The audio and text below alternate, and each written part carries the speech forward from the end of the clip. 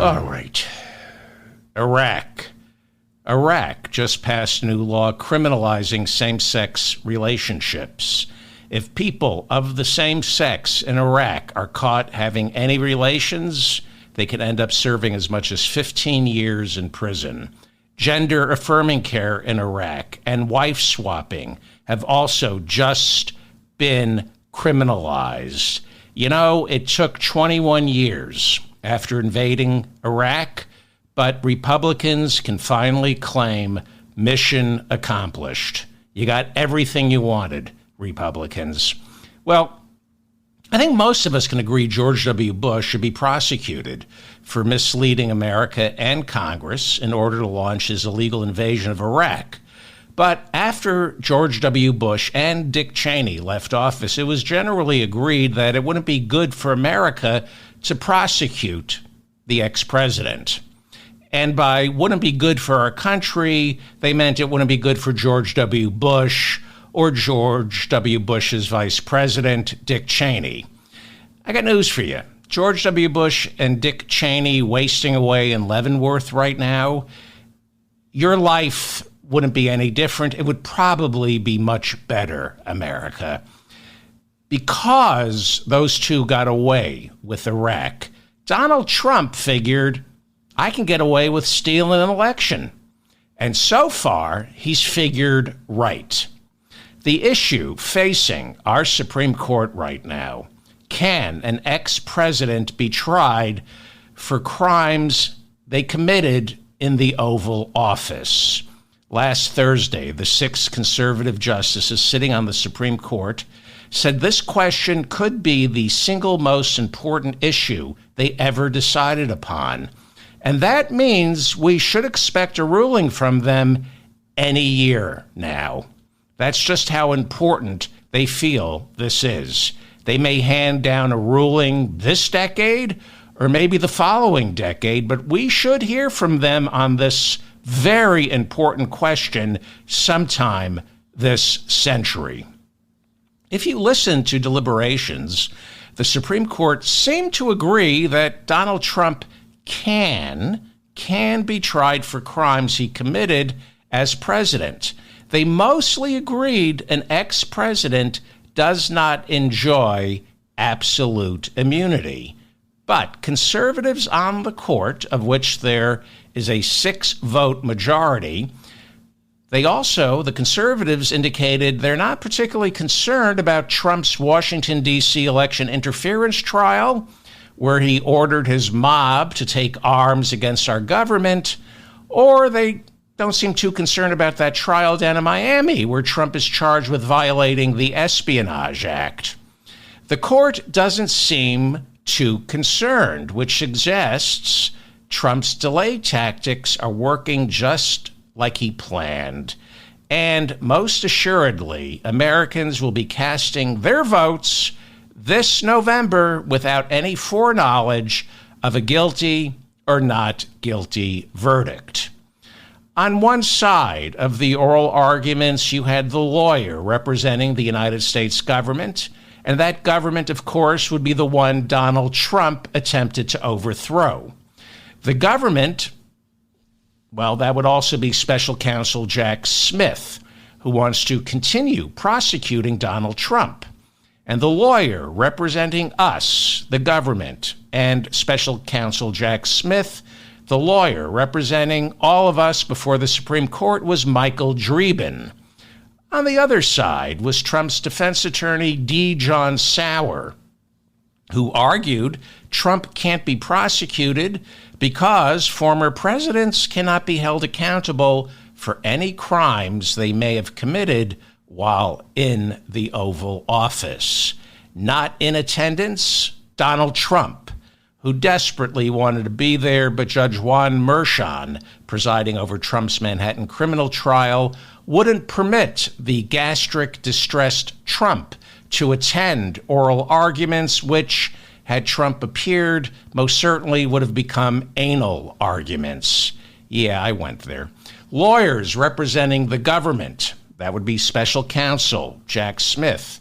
Lawyers representing us admitted ex-presidents can't be prosecuted for crimes they are alleged to have committed while performing their official duties as president. But, they argued, ex-presidents can be prosecuted for any crimes committed that are separate from their official functions, as articulated in Article 2 of the United States Constitution. Article 2 covers the executive branch. 1 is Congress. Article 3 covers the Supreme Court. So lawyers for the government say that ex-presidents can be prosecuted for crimes they committed in office that are separate from their official functions as president. For example, the government's attorney said President Obama can't be prosecuted for the drone strikes he ordered on American civilians. Rather reassuring, isn't it? Everyone agreed on Thursday that the President of the United States can kill us. That's a relief. The government's attorney said while some might consider American civilians being killed by the president to be criminal, you think?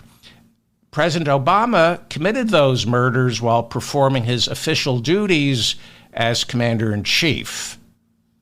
Makes sense. I mean, what's the point of having an entire military at your disposal if you can't start checking names off your enemies list?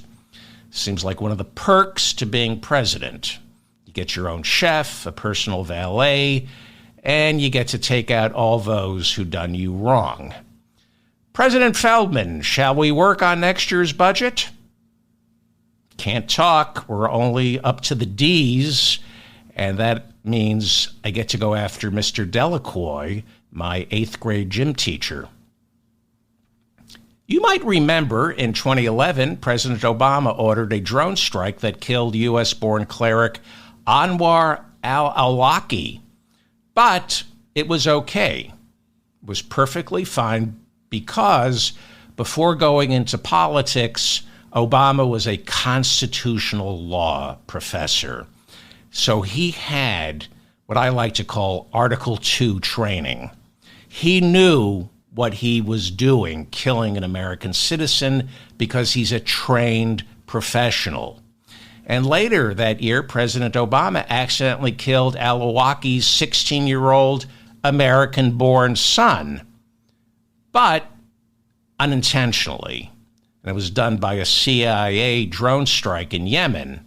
Again, it was okay because Congress had declared war on Yemen, and Obama, as commander-in-chief, was well within his constitutional right to order the accidental killing of an American citizen, even though Congress never actually declared war on Yemen.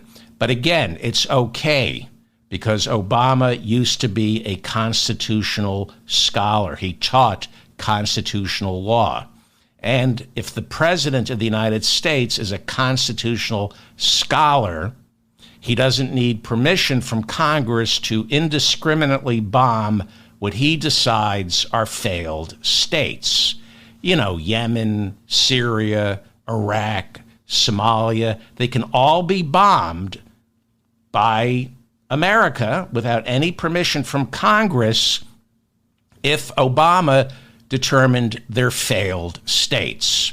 And as long as Obama was bombing failed states, we should all consider ourselves lucky he didn't order an airstrike on this country. Which brings me back to Donald Trump, who kind of did on January 6th. He didn't order an airstrike, but he did order an attack on the United States. The government Thursday argued that when Donald Trump sent his mob in to kill Nancy Pelosi and Mike Pence on January 6th, that was not part of his official role as president. Why? Because he outsourced the attack. Had the attack been in-house, had Trump, say, ordered the Army, or if the Army turned him down, ICE agreed to storm the Capitol, then it would fall under his role as commander-in-chief.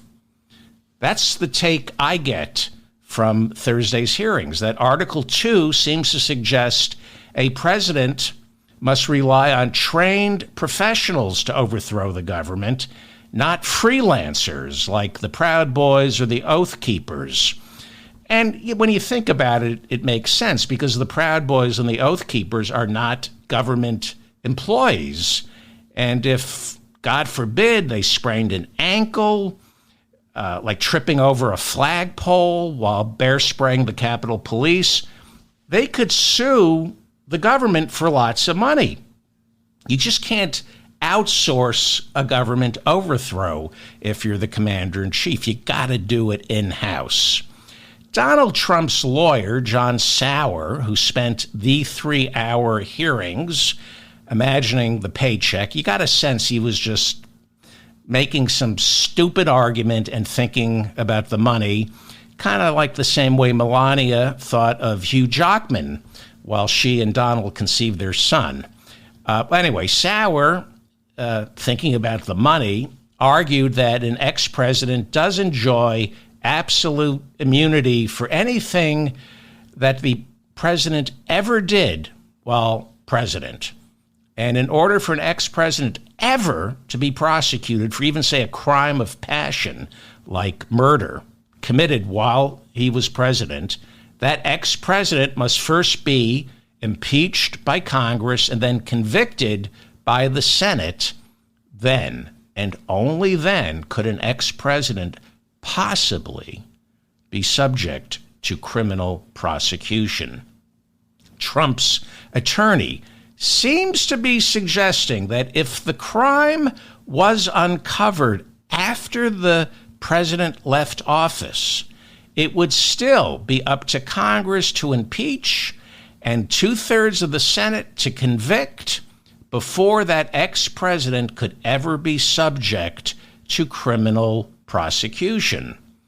Now, as frightening as that sounds, it's pretty much how things have gone since George Washington was president. America has never put a former president on trial in a criminal courtroom because it's generally agreed upon that if we start prosecuting ex-presidents, well, then we'd start learning from the mistakes of our past. And instead of bombing the wrong countries, we'd provide everyone in America with free health care. And who wants that?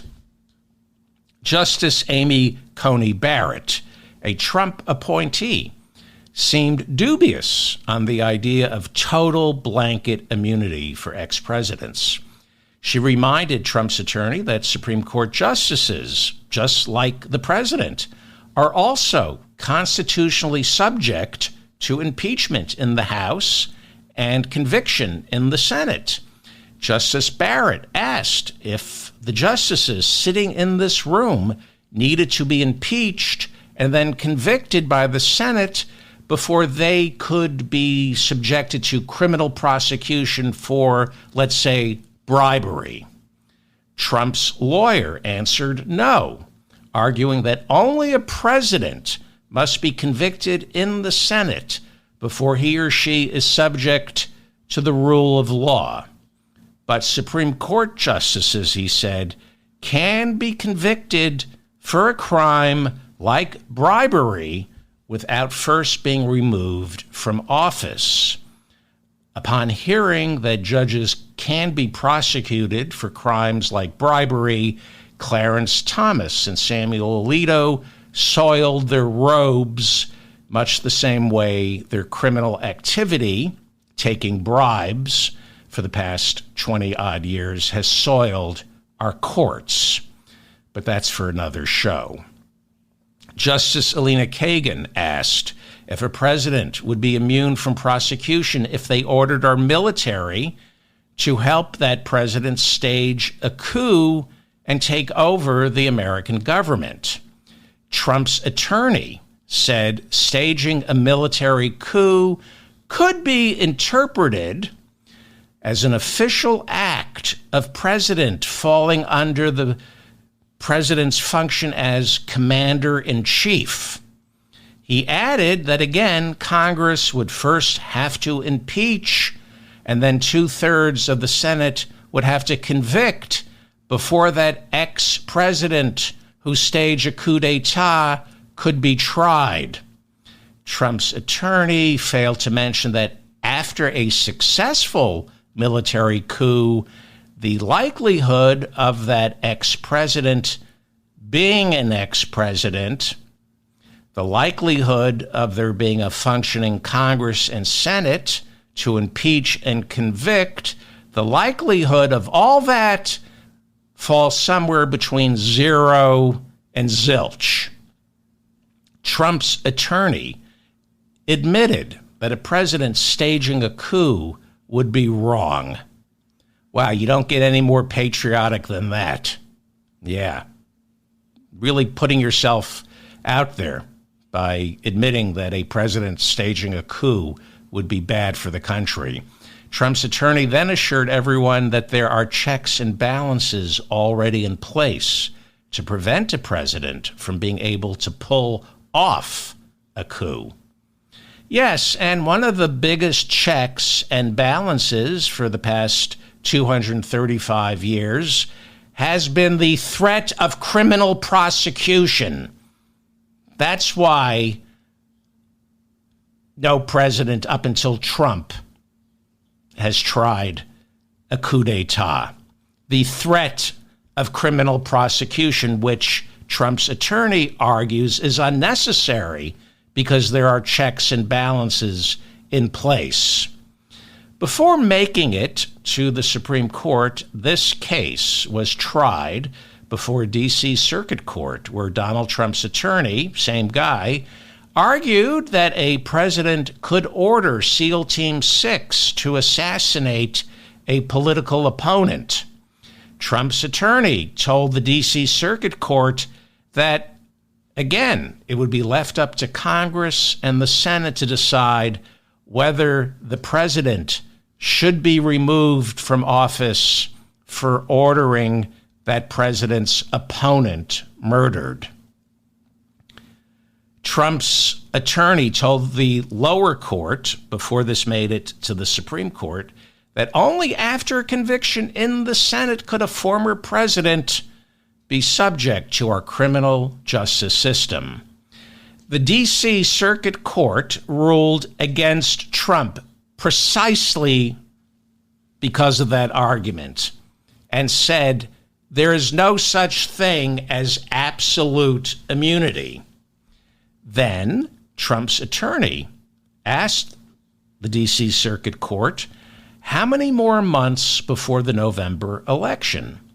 And the D.C. Circuit Court said, I don't know, about 10. Said Trump's attorney, in that case, I'd like to appeal your ruling before the Supreme Court. Most legal scholars figured the Supreme Court wouldn't hear the case and let the district court's ruling stand. But with 6 conservatives, this Supreme Court said, motion to delay accepted. Delay away. So, hearings were held at the latest date possible. Last week was the latest date to schedule these hearings for the Supreme Court. And during those hearings, it was remarked that SEAL Team 6, or any member of the military, is duty-bound to ignore orders from their president or commanding officers that are illegal.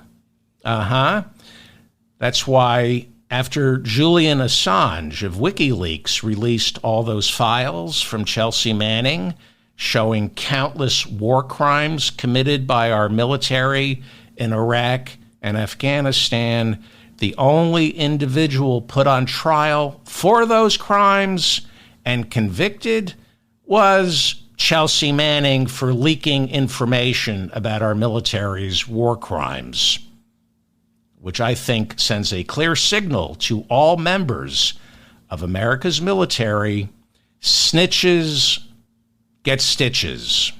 I think that was the conclusion Judge Jackson drew from the Nuremberg trials, that our military, he came home and said, we should instill in our military, snitches get stitches, just keep your mouth shut and obey orders.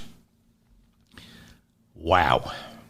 Now, it wasn't all bad for the rule of law.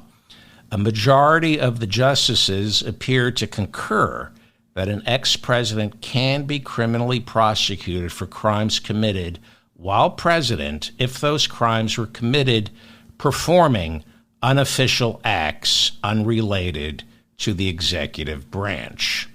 Lindsay Whitehurst, writing for the Associated Press, counted 5 out of 9 justices whose questioning expressed disdain for the idea of absolute and total immunity. 5 out of 9. That's a majority. Eric Tucker from the Associated Press reports that Michael Dreeben, the lawyer representing us, as well as special counsel Jack Smith, and the government that Donald Trump attempted to overthrow, Michael Dreeben drilled down to what exactly the government is prosecuting Donald Trump over. And one of the charges involved the false elector scheme. During the hearings, some justices seemed to indicate that Trump organizing phony electors was in no way part of his Article II responsibilities. Dreeben, representing Jack Smith and us, also argued that Trump goading his followers to storm the Capitol on January 6 was in no way related to his official role as president. But Trump's attorney, D. John Sauer, seemed to argue that in Trump's mind, okay, we have to get into that cavernous, empty place. In Trump's mind, putting together another slate of electors, urging Vice President Mike Pence not to certify, calling Georgia's Secretary of State to find more votes, even urging his mob, not so much to storm, but observe the Capitol as members of Congress count the votes on January 6th. All those actions could be construed as presidential acts to protect the sanctity of our election process. And this is important, sadly. The president, if there ever is a trial, Donald Trump, I said the president, Donald Trump, and his lawyers will argue, if there's ever a trial, that everything he did in the lead up to and on January 6th was about exercising his Article II responsibilities to guarantee free and fair elections. There's nothing in the Constitution giving that power or responsibility to the president, but who cares? This is what Donald Trump is going to argue if there's ever a trial. Now, theoretically, if I were Trump's attorney, I could make the case that if a president like JFK could federalize the National Guard to make sure black students can attend an all-white public school, the president theoretically could order the National Guard in to make sure an election isn't getting stolen. But on January 6th, Donald Trump didn't order in the National Guard. Instead, he deputized the Oath Keepers and the Proud Boys, paramilitary organizations, because he knew our real military would never obey his orders. That being said, if this ever goes to trial, Trump's attorneys will still argue that in Donald Trump's demented mind, He was protecting the elections process. Okay? That's the argument they're going to make. And that's why Trump is going to lose. He's going to lose in Washington, D.C., and he's going to lose in Miami, which is why all of this is about delaying the inevitable. Trump's going to lose if this goes to trial because special counsel Jack Smith has done a pretty good job establishing Donald Trump's state of mind in the lead up to and on January 6. According to his Washington, D.C. election interference indictment, according to Jack Smith's indictment, Trump never, ever believed he was serving as president and protecting election integrity when he orchestrated all that criminal activity. Trump was simply holding on to power by any means necessary. Jack Smith's indictment, if you read it, produces incontrovertible evidence that by January 6, everyone had already told Trump, you lost and this election was not stolen. But Donald Trump decided to steal it anyway. And he tried to steal it by outsourcing, by using outside lawyers and thugs who were in no way related to the government. Nobody working for the executive branch, except two people, I'll get to that in a second, participated in his insurrection. Rudy Giuliani and John Eastman, his attorneys who spoke on the ellipse that day and urged the mob to attack, they weren't working for the government. They weren't even working for the Republican Party. They were working for Donald Trump, and they weren't getting paid. The mob that day, the Oath Keepers and the Proud Boys, weren't working for the government. There was nothing about January 6th remotely related to Donald Trump's official capacity as president. Except for Jeffrey Clark, a low-level attorney in the Justice Department, and Mark Meadows, Donald Trump's White House chief of staff, there were no government officials involved by that time, involved in proving voter fraud or arguing voter fraud. There was not a single government official was urging the mob to seize the Capitol on January 6th. There was nothing official about any of this. But if this goes to trial, Trump's attorneys will try to prove that Trump genuinely believed his actions were all about election integrity. And what that really is, when you think about it, is the insanity defense. After Trump loses in November, Trump's attorneys would be well advised for him to plead insanity. Not just Trump's insanity, but America's as well, for allowing any of this to get this far. I can't believe we're having a conversation like this. I cannot believe 6 conservative justices sitting on the Supreme Court are still pretending they're not certain if Donald Trump committed a crime. If Trump were a Democrat, they'd have no problem deciding it was a crime. So after Trump loses and the court says he can stand trial, Trump's attorneys will have to use the insanity defense. They're going to have to prove that Trump, and I'm being serious, they're going to have to prove that Trump genuinely believed he was fulfilling his Article 2 responsibilities because he's clinically insane. And I don't think you'd have that hard a time convincing a jury of that.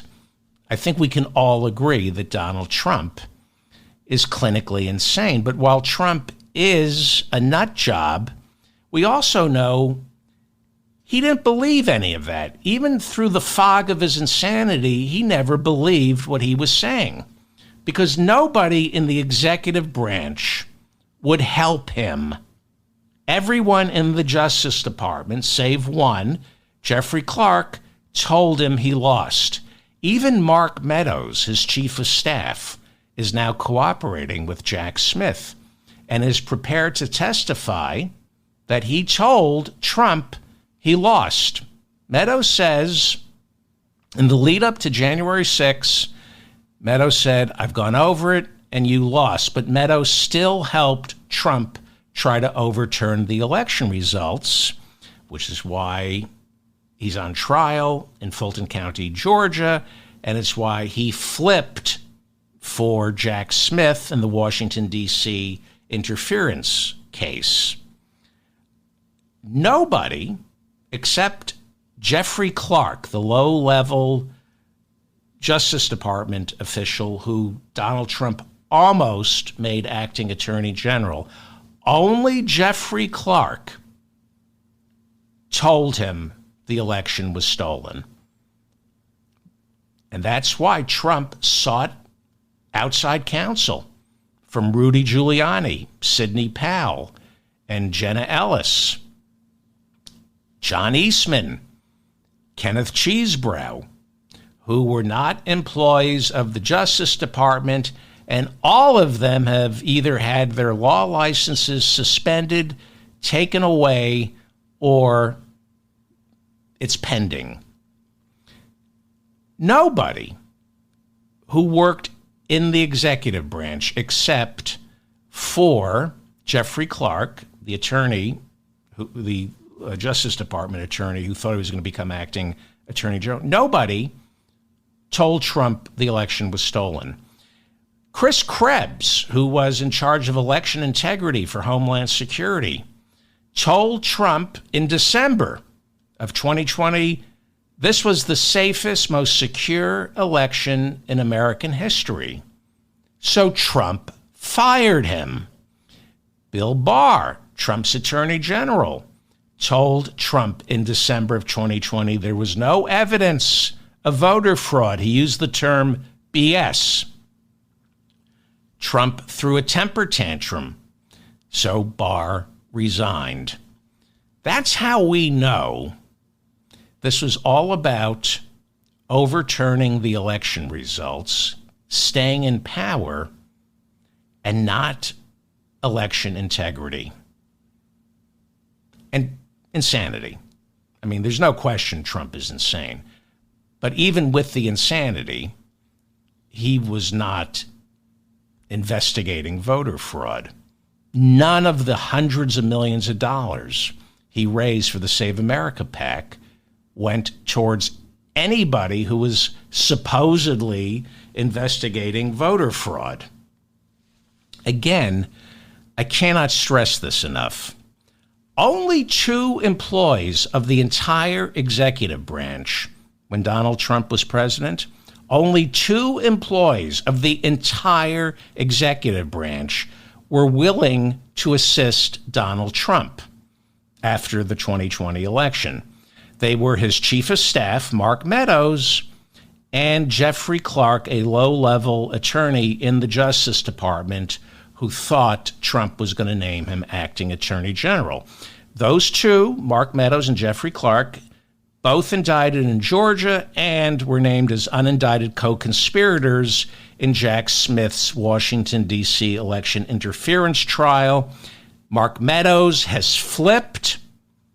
So there is simply no way Trump's attorneys can argue that Trump honestly believed there was evidence of election fraud. Well, they are going to argue that, but they're going to lose. And that's why this is all about delaying, which is why after he loses come November, I think he should go with just the insanity defense. It's not like Trump's going to run again for president after this year. And why would anyone doubt Trump is insane. So this gets down to a president's official duties versus private duties.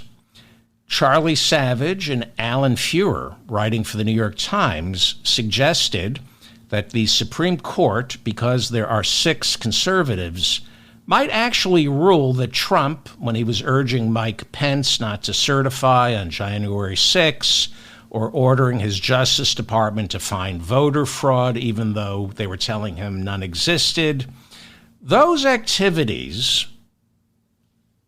could conceivably be construed by the Supreme Court as falling into the bucket of official presidential responsibilities for which Trump might realize some sort of immunity from prosecution. Not justifiably, but this court, with 6 Republicans, they might say that anyway. So this is going to be an issue of what they call mens rea, establishing Trump's state of mind in the lead up to January 6th and on January 6th. And that determination is better left to a jury than the Supreme Court. And of course, a psychiatrist. We should have a psychiatrist establish his state of mind. So, what is a legitimate argument for an ex-president possessing blanket immunity? Well, there isn't. There is not a legitimate argument. But that didn't stop our conservative justices from expressing concern Thursday that future ex-presidents would live in constant fear that the new president replacing them would seek political retribution by ordering their Justice Department to prosecute that ex-president. Fear of prosecution, the conservative judges argued, would hamper a future president's ability to do their job because they'd constantly be worrying that they could be sent to prison after they leave office for something they did. I think that's a great idea. Other countries lock up their prime ministers and presidents. The job of President of the United States shouldn't be so important that we can't risk criminal prosecution of our presidents after they leave office. In fact, the more presidents we lock up, the better. It's good for the country to lock up ex-presidents. In fact, after they leave the Oval Office, lock them up, send them to Leavenworth, and then they should make the case for why they should be released. We should start their retirement in prison and try to convince us why they should be let out. The conservative justices expressed concern that ex-presidents would be victimized by a president who politicizes and then weaponizes their Justice Department to go after their enemies, which is precisely what the conservatives claim Joe Biden is doing to Trump. And this was great. Michael Dreeben, Jack Smith's attorney, responded to the threat of a president weaponizing his Justice Department. Michael Dreeben, Jack Smith's attorney, the government attorney, responded by reminding the court that federal prosecutors don't act unilaterally. They can't charge without a grand jury first handing down indictments. Dreeben said it is the grand juries that protect ex-presidents from being persecuted by the current president. Samuel Alito responded by repeating the old canard about prosecutors being able to indict a ham sandwich. But, prosecutors can indict a ham sandwich. That's been said about state and local prosecutors. Federal grand juries, especially in Washington, D.C., are very selective when it comes to handing down indictments. Judge Neil Gorsuch, a Trump appointee, suggested that future presidents could circumvent prosecution after they left office by granting themselves blanket pardons in the final days of their administration. Neil Gorsuch then noted that the Supreme Court has yet to decide whether presidents can, in fact, pardon themselves. At one point, this is some really tortured logic, but it comes from Samuel Alito, and only somebody with tortured logic could overturn Roe. Samuel Alito wrote the Dobbs decision. This is an amazing statement that Samuel Alito made with a straight face. He said, blanket immunity from prosecution is what makes for peaceful transfers of power. Alito said an outgoing president is more inclined to give up their power peacefully because they don't fear going to prison. But, Alito said, if the president fears that prison awaits them after they leave office, they're more likely to do everything they can to stay in power. Yeah, kind of like Trump on January 6th. Yes, people are less likely to commit murder if they're not going to get prosecuted for that murder. That's the logic that Samuel Alito employed. If you know you're going to get convicted for murder, then you're more likely to murder someone so they don't go to the police and tell them you try to murder them. If you make murder legal, according to Samuel Alito, there would be fewer murders. Kind of like the best way to stop gun violence is giving everyone a gun, which I think Alito is also in favor of. These are Supreme Court justices. Nothing gets done in this country because of them. These geniuses. So, if we had a legitimate Supreme Court here in America, which we do not, the court would have immediately ruled the next day, on Friday, that the D.C. Circuit Court was absolutely right and that Donald Trump has zero immunity for any of the crimes he is alleged to have committed in the lead up to and on January 6th. We all know running for office, even as an incumbent, is not the official role of a president. Getting reelected is political, and our Constitution, along with laws that came after, make it very clear that a president as a political entity is not acting in their official capacity as president.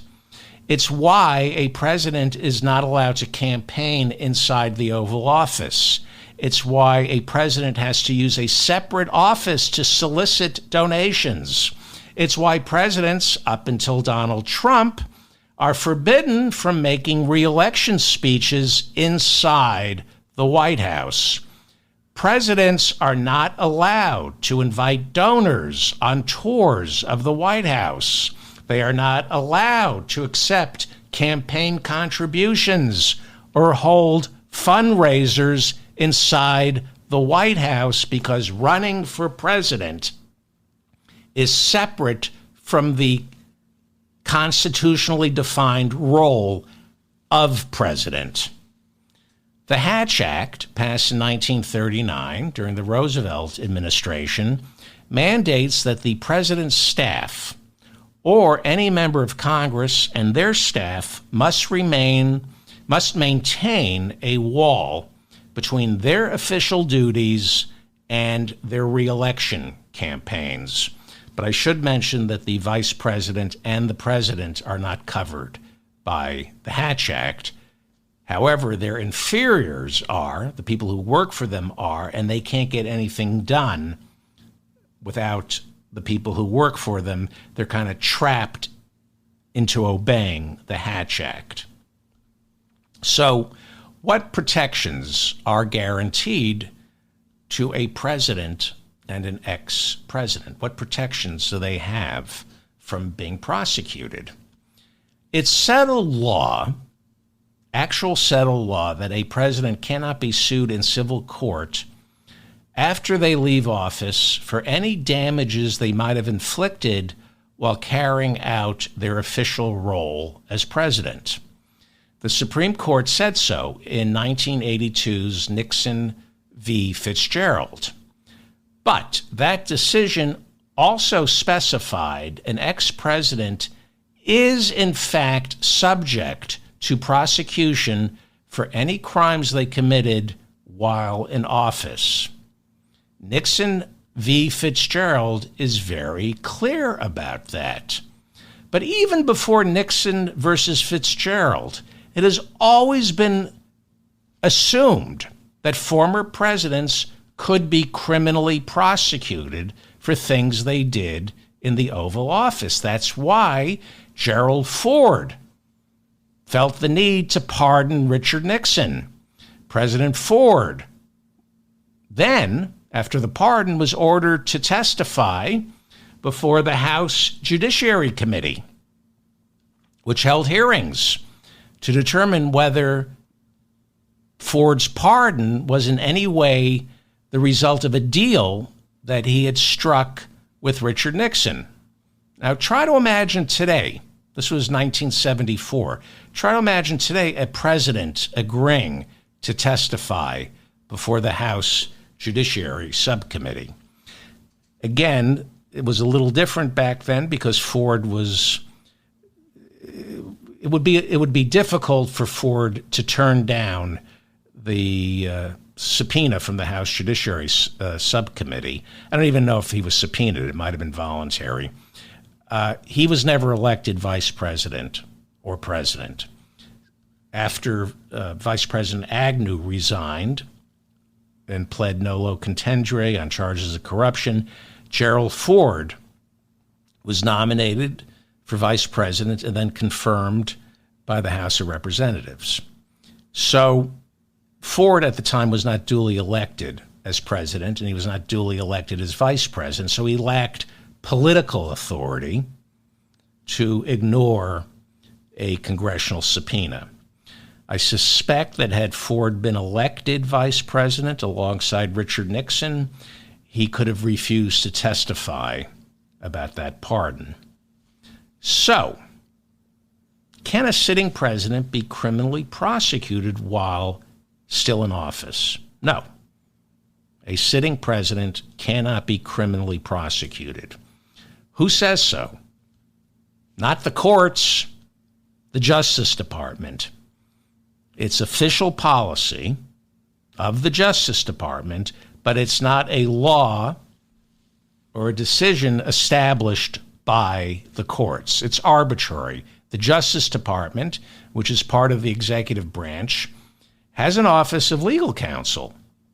And back in 1973, the Office of Legal Counsel, during Watergate, wrote a memo making it the Justice Department's official policy not to charge any sitting president with a crime. You had to wait until he was an ex-president. That's an arbitrary ruling coming from the Justice Department. It's policy, not law. It can be reversed in a nanosecond.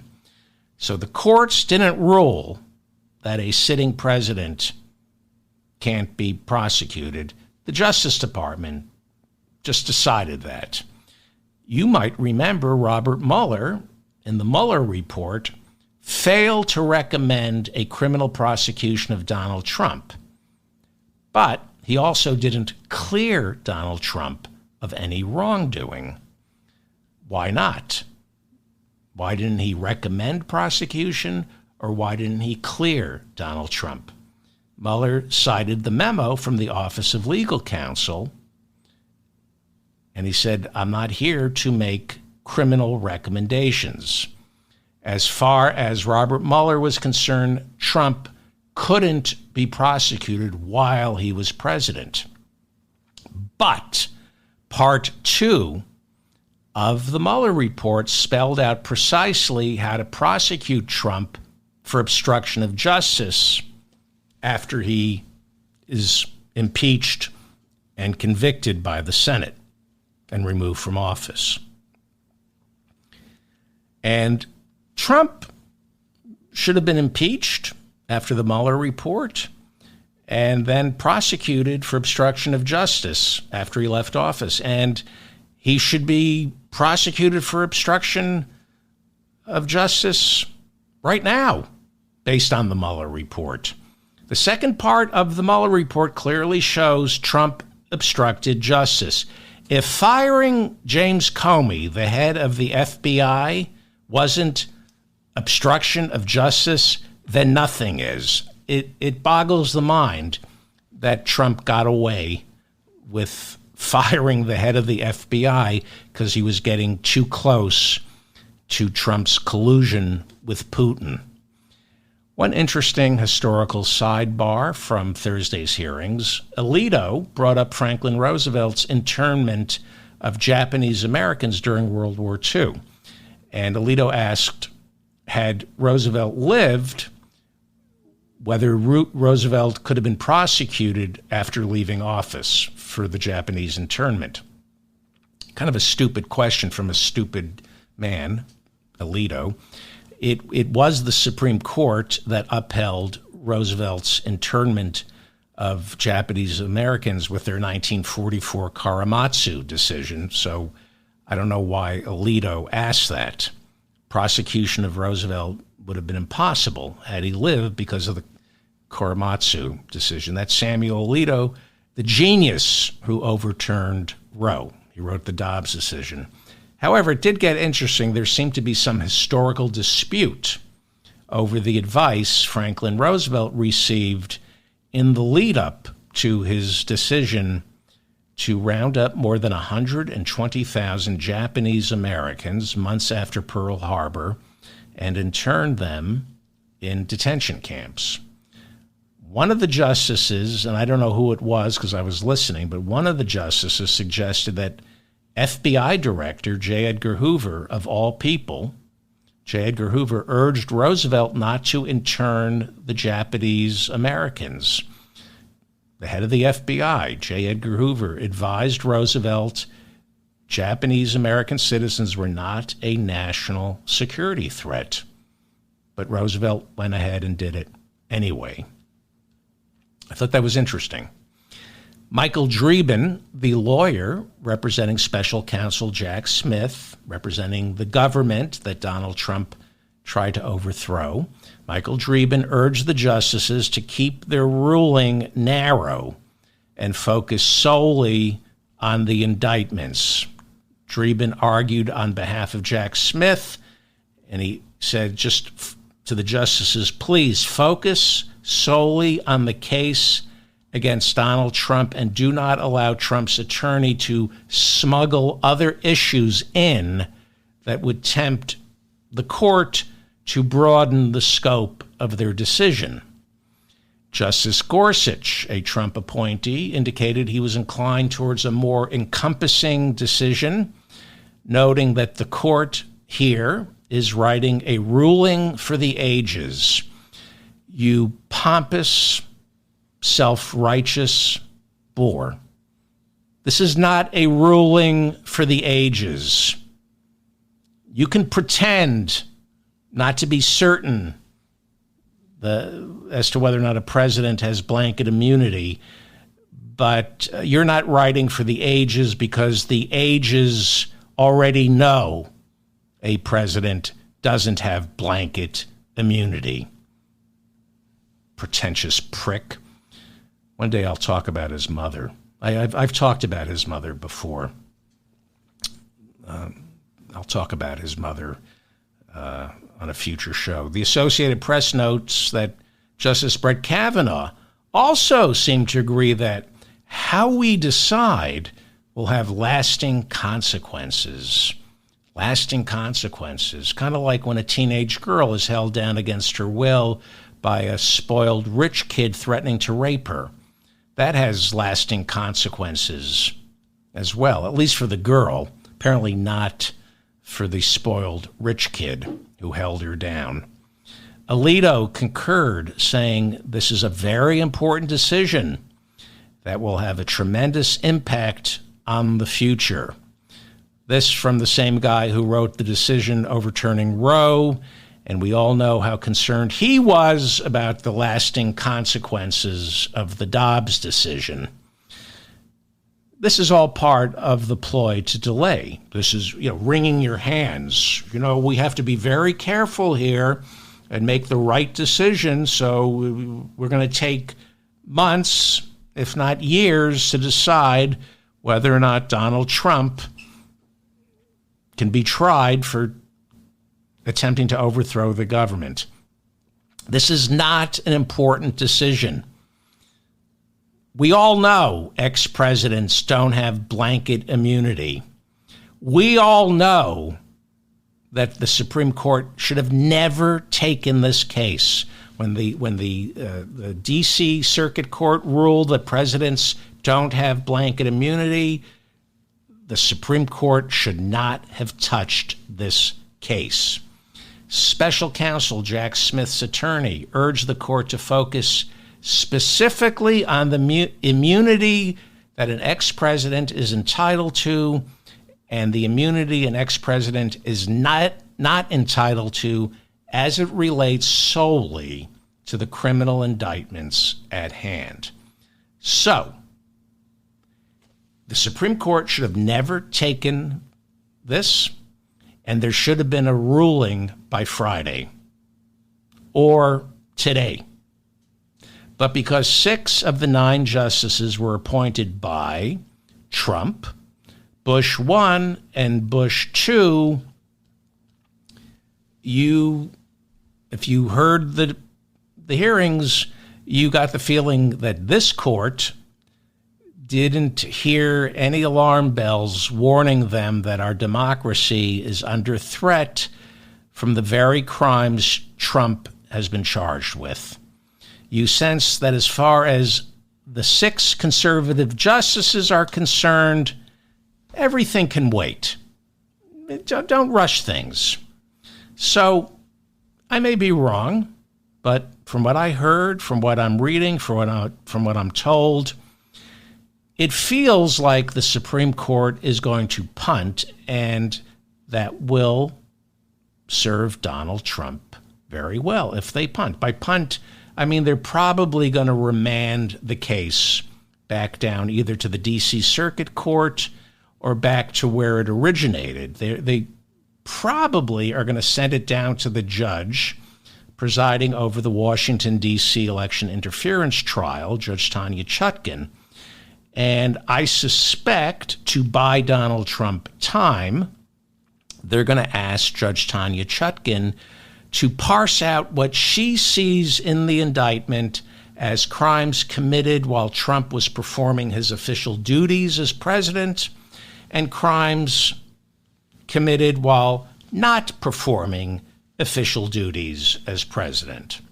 I think this is what's going to happen, which means the likelihood of a conviction before Election Day, 0. Once Judge Chutkan is handed the case, then she will take weeks, maybe months, holding hearings to decide as to what charges in the indictment are germane to Article 2 and which ones are not. Then her ruling will have to find its way back up to the Supreme Court, possibly stopping off at the D.C. Circuit Court for review before the Supreme Court makes their final decision. That's going to take months. I think this court is going to ask Judge Tanya Chutkan to clean out Jack Smith's indictment, separating charges stemming from what could be construed as Trump's official presidential duties, separate those from the charges stemming from his private and or political acts. This is less about justice and more about serving Trump's political interests by delaying justice. Theoretically, the court could have issued their ruling already, but they can wait as late as July. They can rule in July that they're not yet ready. They can rule they've decided to send it back down to the lower court for clarification. And by July, their term is over. And short of an emergency session, they don't return until October, so that Clarence Thomas and Ginny can ride around America in their $500,000 RV that was gifted to them. So they don't return until October, which means after the case is remanded, they wouldn't touch it again until, 3-4 weeks before the presidential election. I honestly believe that's what's going to happen. That means the election interference trial, originally scheduled for last month, will probably not take place until after the November election. And the trial in Miami, same thing. And we all know if Donald Trump wins in November, that trial, the election interference trial, along with the one down in Miami, never takes place. Look, by the time you hear this, the court may have already thrown the case out and ordered the trials to proceed. Adam Liptak, he's been on this show. He covers the Supreme Court for the New York Times. And he wrote a piece at the Times on how fast the court can move when it wants to. Liptak wrote that back in 2000, the court heard oral arguments on Bush v. Gore, and the very next day awarded the presidency to George W. Bush by stopping the vote count in Florida. Conservatives stand athwart history and scream, slow down, only when it suits their interests. Otherwise, it's full steam ahead. This is why Rolling Stone reports this morning that Trump, his lawyers, and campaign advisors considered it a victory before oral arguments in the Supreme Court even began. Trump and his gangsters, according to Rolling Stone, they figure they already won because they delayed the ruling. And as far as they're concerned, the worst case scenario is the two trials would begin right before the election and they would be slimmed down. Slim it to win it, as they say. Trump's lawyers, according to Rolling Stone, know perfectly well that eventually the Supreme Court will rule that a president does not have untrammeled immunity after they leave office. But a Trump insider told Rolling Stone, quote, "Hey, we already pulled off the heist. We already pulled off the heist." And by heist, they mean delaying justice. And the conservative members of our Supreme Court, all 6 of them, 6 out of 9, are probably going to get exactly what they want, or get what they claim they want. And that is for the American people to decide whether Trump is a criminal, not our courts. The conservatives on the court say they want this resolved through politics because that's how these conservative judges, these Republican judges, arrive at all their decisions, through politics, their politics. These Republicans on the court have proven themselves to be the most political jurists in modern American history.